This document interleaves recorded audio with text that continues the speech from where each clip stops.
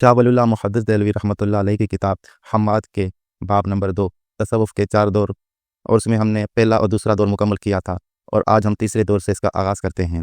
سلطان الطریقہ شیخ ابو سعید بن ابی اخیر اور شیخ ابو الحسن خرقانی کے زمانے میں طریقے تصوف میں ایک اور تغیر یعنی تبدیلی رونما ہوتا ہے۔ اس دور میں اہل کمال میں سے عوام تو حسب سابق شرعی اوامر و اعمال پر ٹھہرے رہے، اور خواص نے باطنی کیفیات و احوال کو اپنا نصب العین بنایا، اور جو خواص الخواص تھے انہوں نے اعمال و احوال سے گزر کر جذب تک رسائی حاصل کی، اور اس جذب ہی کی وجہ سے ان کے سامنے توجہ کی نسبت کا راستہ کھل گیا، اور اسی تعینات کے سبب پردے ان پر چاک ہوئے۔ الرحمن ثم استوى علی العرش کا مشاہدہ، وہ رحمان عرش پر استوا ہو گیا، اور انہوں نے اپنی آنکھوں سے دیکھ لیا کہ وہی ایک ذات ہے جس پر تمام مخلوق کائنات کے وجود کا انحصار ہے۔ یہ لوگ اس ذات میں گم ہو گئے، اور اس کے رنگ میں ان کے نفوس رنگ گئے، چنانچہ اس حال میں نہ ان کو اوراد و وظائف کی چندہ ضرورت رہی، اور نہ انہیں مجاہدے اور ریاضتیں کرنے اور نفس اور دنیا کے فریبوں کو جاننے کی سدھ بدھ رہی۔ ان کی تمام تر توجہ کا مقصد یہ ٹھہرا کہ جس طرح بھی ہو توجہ کی نسبت کی تکمیل کریں۔ توجہ کے علاوہ باقی جو نسبتیں ہیں یہ لوگ انہیں نورانی حجاب سمجھتے تھے۔ اس عہد میں توحید وجودی اور توحید شہودی میں فرق نہیں کیا جاتا تھا۔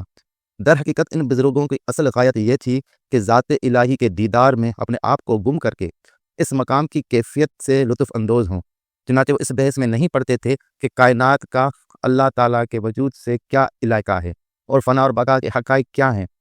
ان کو ان بحث سے کوئی بھی لینا دینا نہیں تھا، وہ بس اللہ کے دیدار کو ہی اپنا مقصد زندگی سمجھتے تھے، اور اسی مقام کی کیفیت سے لطف اندوز ہوتے تھے۔ اس کے بعد آتا ہے تصوف کا چوتھا دور۔ آخر میں شیخ محی الدین ابن عربی اور ان سے کچھ پہلے کا زمانہ آتا ہے۔ اس عہد میں ان اہل کمال بزرگوں کے ذہنوں میں مزید وسعت پیدا ہوتی ہے، اور یہ لوگ کیفیات و احوال کی منزل سے آگے بڑھ کر حقائق تصوف کی بحث و تدقیق کرنے لگتے ہیں۔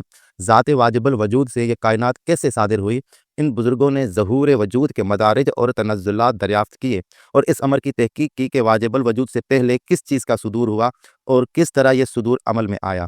الغرض، اور یہ اس طرح کے دوسرے مسائل ان لوگوں کے لیے موضوع بحث بن گئے۔ ہر دور کے بزرگوں کے احوال و اقوال الگ ہیں۔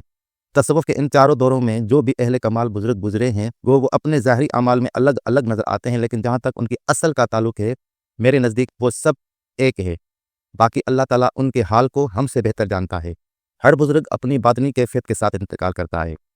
ان بزرگوں میں سے جب کسی نے اس دنیا سے انتقال فرمایا تو جو باطنی کیفیت اس بزرگ نے اپنی ہمت اور ریاضت سے دل میں پیدا کر لی تھی، وہ کیفیت موت کے بعد بھی اس بزرگ کے نفس میں جاگزین رہی۔ اس کی مثال ایسی ہے جیسے کوئی آئینہ یا پانی کا حوض ہو اور اس میں آفتاب کا عکس پڑ رہا ہو۔ جیسے جیسے بزرگ آتے گئے اللہ تک جانے کا راستہ آسان ہوتا چلا گیا، اور ان ولیوں کے فیض و برکت سے کائنات پر ہو گئی۔ شاہ اللہ فرماتے ہیں ان بزرگوں کے طفیل مبدائے اول یعنی اللہ تعالیٰ تک پہنچنے کا راستہ قریب ہو گیا، اور ان کے فیوز و برکات کے انوار سے عالم علوی اور عالم سفلی کی فضا مستفیض ہو گئی۔ جیسے کہ ہماری اس آسمانی فضا میں جب مرطوب ہوا اور بادل پھیل جاتے ہیں تو اس کا اثر زمین پر بھی پڑتا ہے، اس طرح ان نفوس قدسی کی کیفیات بھی دنیا قلوب پر اپنا اثر ڈالتی رہتی ہیں۔ الغرض، تصوف کے چاروں طریقے اللہ تعالیٰ کے نزدیک مقبول ہیں، اور ملال اعلیٰ میں بھی ان کی منزلت مسلم ہے۔ ارباب تصوف پر بحث کرتے وقت ہمیشہ اس بات کا خیال رکھنا چاہیے کہ ان بزرگوں کے ہر طبقے کے اقوال اور احوال کو ان کے زمانے کے ذوق کے مطابق جانچا جائے۔ اس سلسلے میں یہ کسی طرح مناسب نہیں کہ ہم ایک عہد کے ارباب تصوف کے اقوال اور احوال کو دوسرے عہد کے معیاروں پر ناپتے پھریں۔ شاہ ولی اللہ محدث دہلوی نے تو 4 ادوار پر اس کا اختتام فرمایا ہے، لیکن اصل میں بات یہ ہے کہ اس کے بعد بھی کافی تغیرات آتے رہے ہیں۔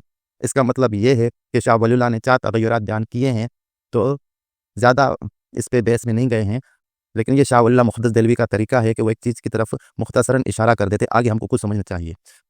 اس مفہوم سے مراد یہ ہے کہ اس کے بعد 5واں دور، 6واں دور، 7واں دور، 8واں دور، یعنی ہم اس کو اپنے حساب سے تقسیم کر سکتے ہیں۔